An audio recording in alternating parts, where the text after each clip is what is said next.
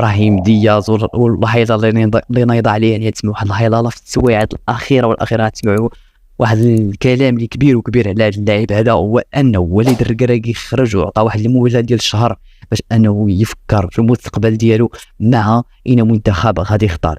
الا اختار المغرب في هذا الشهر يعني مرحبا به، والشهر شو تنبير ان شاء الله غتشوفوه في لا ديال وليد الركراكي. ولكن الا ما اختارش المغرب ولا بدا عاوتاني بدا اللعب ديال الدراري الصغار، فراه ما غاديش تشوفوه مع المنتخب الوطني المغربي، والملف ديالو غادي يتسد وغادي يمشيو نشوفوا يتكونسونطراو مع الملفات الاخرى بحال بن الصغير والى اخره من المواهب اللي ينشئوا في اوروبا، والمواهب الصاعده بقوه بجنسيات مغربيه.